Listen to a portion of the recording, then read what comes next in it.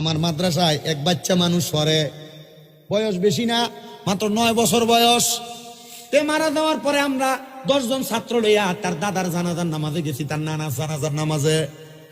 আমরা কইলাম তার নানার ওসিয়ত ছিল তে যেন মাদ্রাসায় ফিরা তার নানা জানাজা পড়ায়।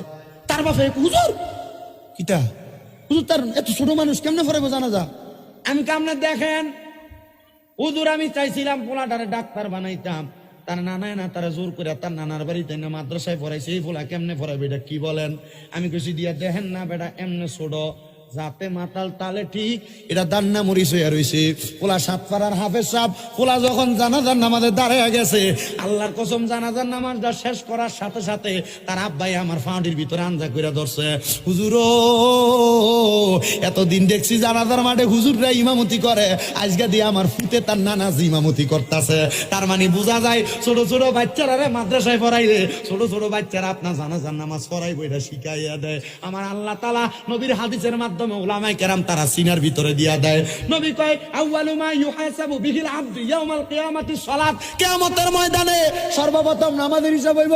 পুরো কোন সুবহানাল্লাহ। ও মুসলমান, নামাজ পড়নি একবার চিন্তা করে দেখো, আমি তোমার দিগাইতাম না পড়ছনি? আমার বাবা বেরা বন্ধুরা গভীর মনোযোগ দিবেন। আমি আল্লাহ তাআলার কালামে হাকিম কুরআনুল কারীমের সূরা তাকাসুরের প্রথম 2 আয়াত আমি আপনাদের কাছে তেলাওয়াত করেছি। আল্লাহ তাআলা কুরআনুল কারীমের মধ্যে ঘোষণা করেছে, বিসমিল্লাহির রহমানির রহিম, আলহাকুমুত তাকাসুর হাত্তা যুরতুমুল মাকাবির। আমার আল্লাহ তাআলা ঘোষণা করে, বান্দা ও বান্দা কিসে তোমার এর মধ্যে ফালায়া রাখছে? তখন তুমি বুঝতে পারবা যখন তুমি কবরের দেখা পাইবা, কবরের সাথে তোমার সাক্ষাৎ হয়ে যাইবা। হ্যাঁ হ্যাঁ, আল্লাহ তাআলা ঘোষণা করে, সুবহানাল্লাহ কইতেন না? আরো জোরে কইতেন না সুবহানাল্লাহ? কাল্লা লাউ তাআলামুনা সুম্মা কাল্লা লাউ তাআলামুন।